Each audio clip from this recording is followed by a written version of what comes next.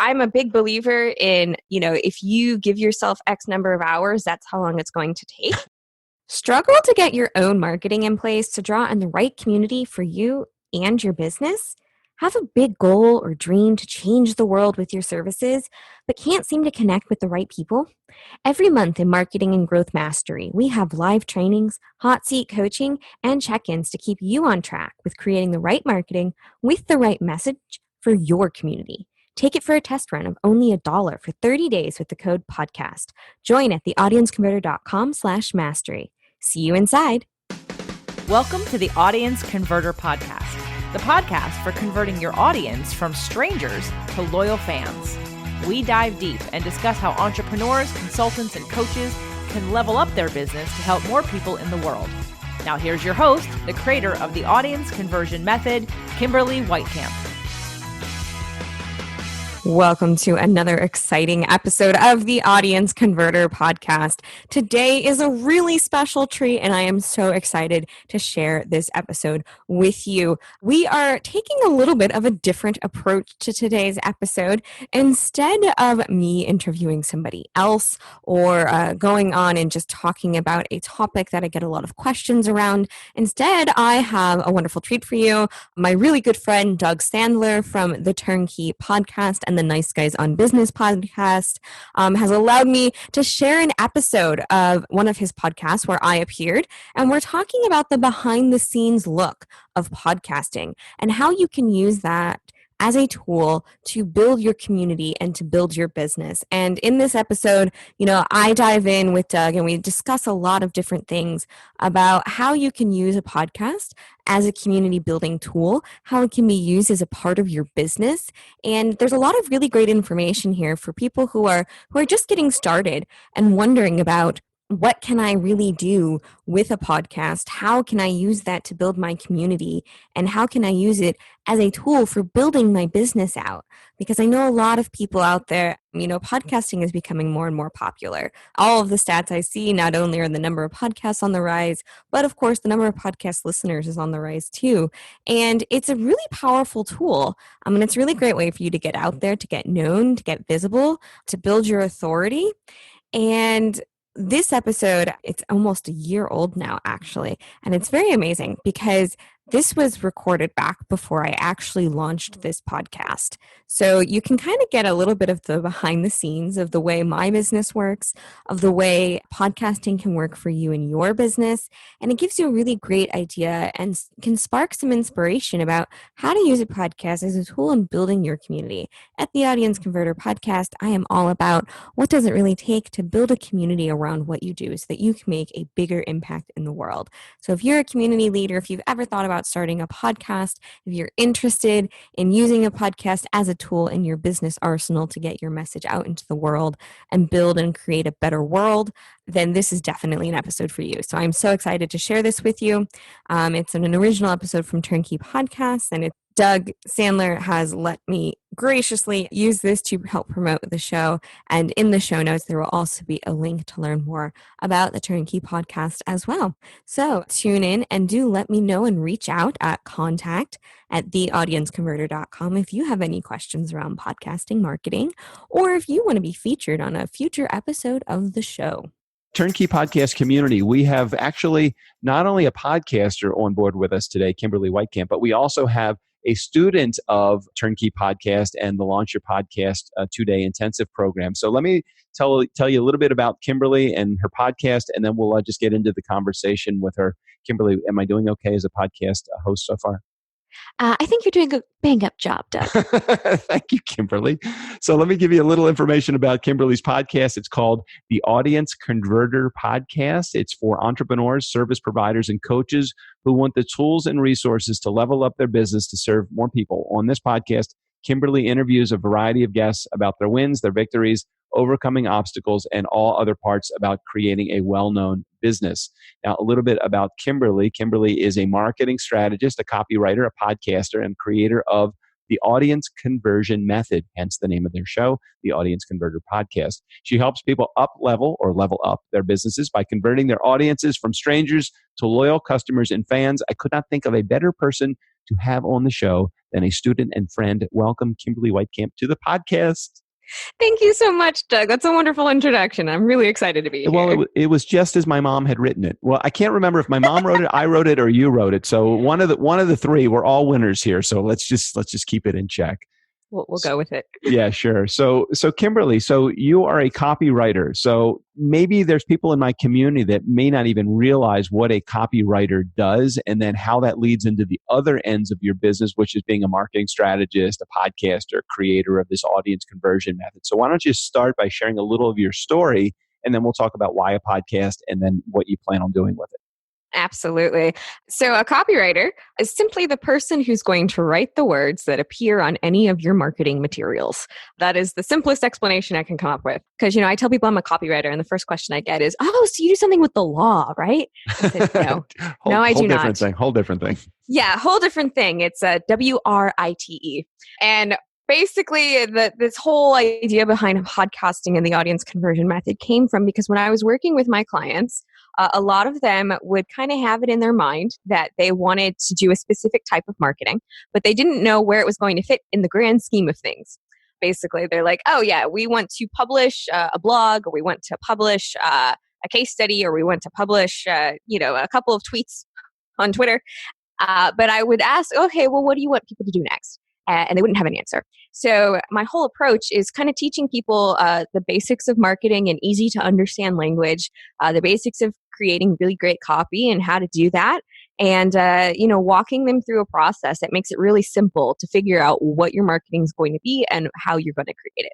Wow. Okay. And great explanation. And I would think nothing other than that from somebody that actually writes copy for a living. So how does that whole process work? Like, so a client comes to you and they say, hey, I'm clueless about how to put into words what I do, or I can't seem to get any response from my market, or what are the symptoms that people usually are experiencing before they come to you for the anecdote?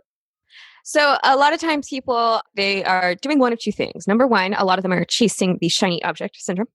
So they've heard about a new marketing method and they want to put it into their business because they've read some article, or they've heard about this one person who made, cashfuls of money doing this one particular type of project.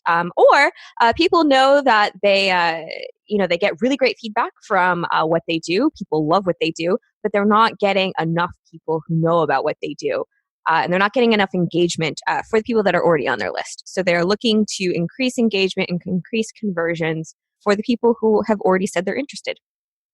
Oop, that was cool. So as I'm pressing my play button, it figures I have the trash truck going on right outside right now, and I'm like, beep, beep, beep. And that's so great for recording.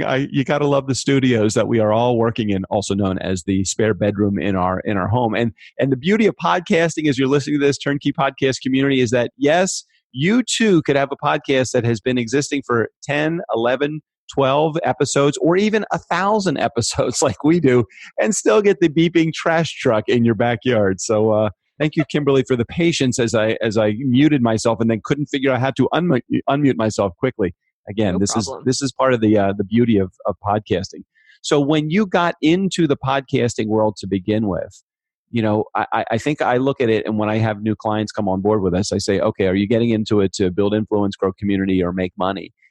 Which one of those three, if you had to pick one, which was your priority in getting into podcasting, which one of those three did you find applied to you? For the first podcast I did, I wanted to build authority. Basically, I wanted to, go out there, get people to listen and hear about my particular approach to marketing. And for this podcast, for the Audience Converter, it's definitely to make money and to build a community. But I want to let people know that marketing doesn't have to be a dirty word. It doesn't have to be scary. It doesn't have to be difficult. And that there's a whole lot of other things that you can do to make sure that you're building the business that you want to have. And marketing is one part of that. All right. So you got somebody in our community right now that's listening to this and they're saying, okay, well, I understand that you want to make money podcasting, but I don't want to sell advertising space, or I don't want to do sponsorship thing. And when you are talking about making money from your podcast, can you share maybe some of the tools or the skill set that would be involved, or even the tactics that are involved in doing that? Now, again, turnkey community, know that Kimberly has a brand new to launch show. We're recording this before actually the official launch of our podcast, which is the middle of December 2019. But I know just based upon the skill set that Kimberly has in marketing that she's going to make money at this show. But what in your mind is the way that you are going to take as your first approach to making money from your show, Kimberly? So the first approach I'm going to be taking is getting people who listen to the show onto my list. And if you are a listener to the Audience Converter podcast, getting them onto my list to let them know about all of the other things I offer. So basically, it's the listener to client route, if you will.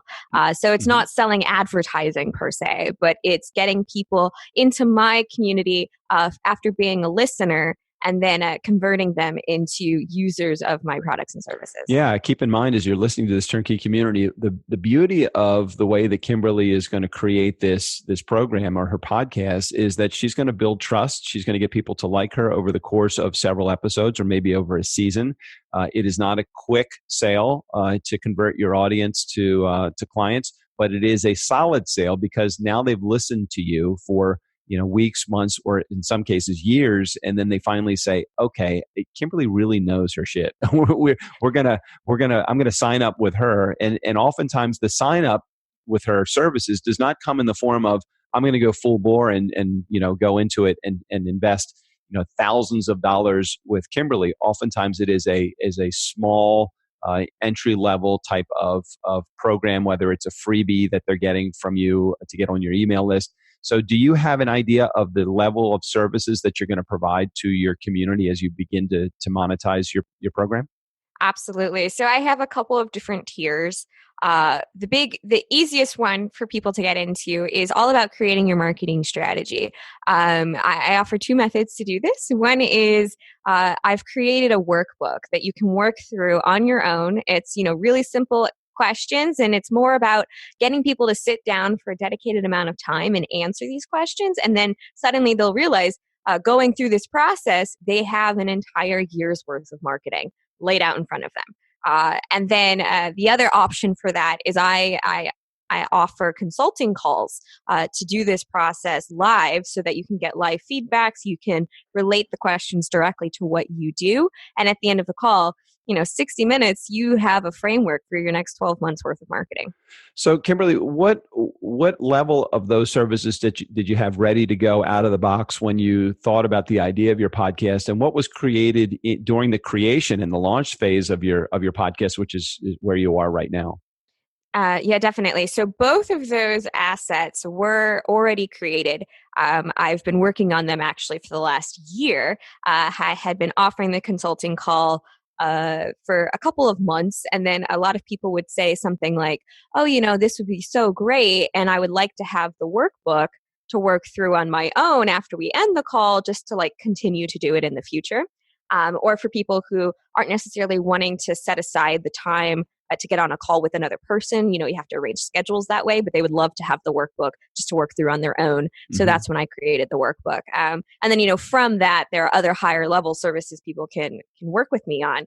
But for those two particular projects, I had them in the works already when I decided to launch the podcast. But, they were, I don't know if you know Marissa Murgatroyd. She likes to say, iterate your way to awesomeness. So it's definitely one of those things where, this is what I started offering first, and that kind of led to the next steps. Right. And so that being said, share a little bit about your ability or the importance of being flexible as you are in the process of launching a show with the services that you have on board now, and your ability to maybe pivot a little bit, or like you said, iterate your what is it called? Iterate your way to awesome. Is that what it is? Yes, iterate your way to awesome. So how about the importance and the necessity to be flexible as you were launching your show? Where did you find yourself in that part of the equation? So at first, I knew I wanted to get people listening into the show, and then I knew I wanted them to get into my email ecosystem, as you will. But I didn't know how I was going to do that. And so it was kind of I wonder what I'll do. And so I went and I looked back through everything I already had in place, and then chose something I thought would be really easy for people to get on board with. And in terms of the process of being flexible, as a marketer and copywriter, you always have to be flexible because there's a phrase in writing called killing your darlings, which is you've written something, you absolutely love it, it's amazing, it's fantastic, and then as you work your way through the rest of the process, you realize that that entire section is not relevant, it's not useful, and it's not related to what you're doing anymore, so you have to cut it. So I'm very used to being able to create something and kill then your darlings. I love kill it. your darlings. Yes. Oh boy. Okay, so talk about your startup phase, that part where you have your business that's already running. So talk to those in our community that have businesses that are already going, and in the process of building your podcast, you're going through the iterations and the changes and the killing your darlings stages. So really share a little bit about how much time did you focus on building your business versus how much time did you focus on building your podcast? Because there's got to be some sort of sharing ground in there and cooperative effort to get both of these things rolling at the same time. Oh, absolutely. So I am actually still in the startup stage for this as I had a business and then I pivoted who I was serving. So for your question was about how much time to spend on it. And Yeah. honestly, I'm a big believer in, if you give yourself X number of hours, that's how long it's going to take. So I set aside about 3 hours a week leading up to the launch for all aspects of it. And since the podcast was related to the new direction for the business and vice versa, a lot of the work for it definitely overlapped. So, kind of researching what people would want to hear about. That related to getting the marketing for my business, and it also related to what topics to cover for my podcast, for example. And then, of course, you set aside the time to record the podcast itself and do all the other things associated with the podcast. So I already have my schedule set up. So I have at least 3 hours a week set aside just for marketing. And that's what I was using to create the content, make sure everything was in place, make sure everything was lined up, and making sure that everything could launch on launch date with everything working. Yeah, you sound extremely, extremely organized in this process. And I would have to say, from a relatability perspective, from me, I was Mr. Disorganization. I really, I flubbed everything in the launch of the Nice Guys on Business podcast, which was our anchor show, which now has 1,000 or so episodes as of the recording of this. And we're only a couple of dozen episodes into the Turnkey podcast. And I would say, very similar to the Nice Guys, there have been many things, many things though, that we have also flubbed in this. Like we didn't even have a formal launch. And then when we launched with like 15 episodes. So it was like, oh my gosh, it's the Shoemaker's Kids, the stuff that we have taught so many of our students and people that have gone through our launch program. We weren't even following our own advice because we just ran out of time to do it. But we did not want to let perfect be the enemy of done. And we figured that we were just getting it out. So all that being said, what were some of the challenges that you saw? Obviously, scheduling an organization doesn't seem like that was a big deal for you, or maybe it was, but you just kind of sailed through it. What were some of your challenges as you were in the process, and you are still in the process really of launching your show? What have you found as some of your obstacles or challenges? So some of the obstacles and challenges are scheduling, actually. Not my scheduling, but getting scheduling for other people in place. So, when I went to go launch the show, I wanted to have a certain number of episodes done.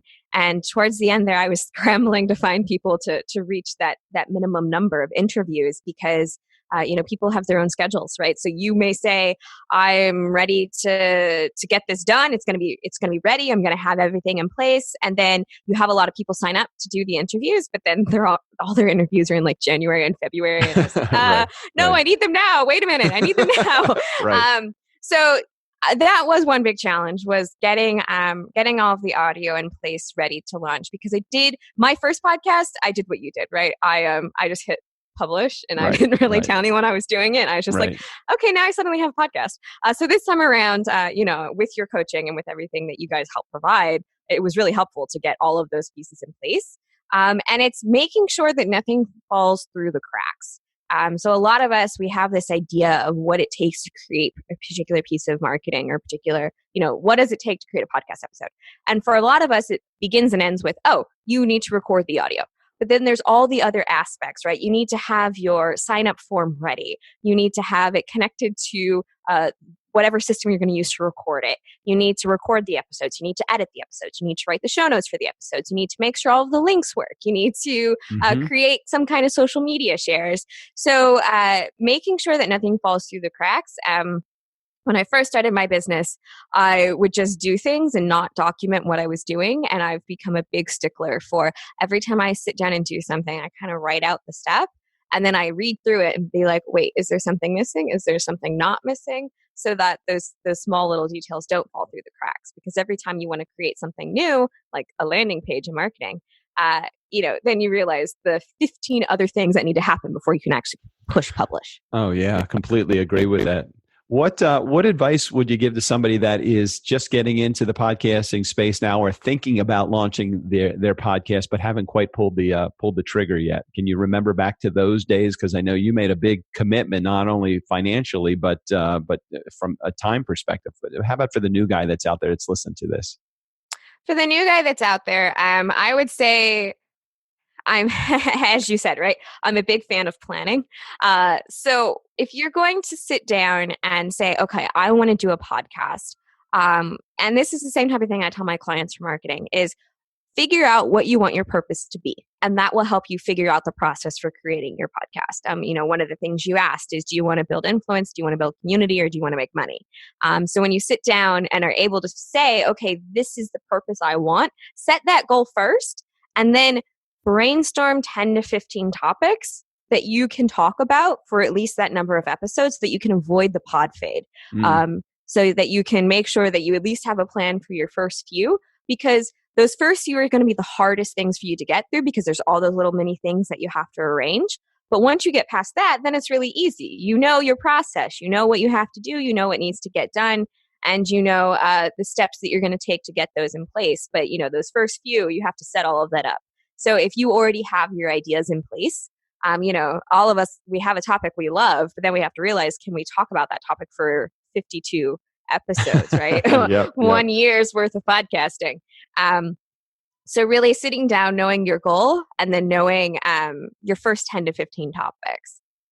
And let's advance this thing down the road. 52 weeks. You now have that. You've avoided pod fade. You have your topics in place. You have your scheduling put together. You've organized yourself. What is in its best case scenario? What is the hope for your show? Where do you want it to take you?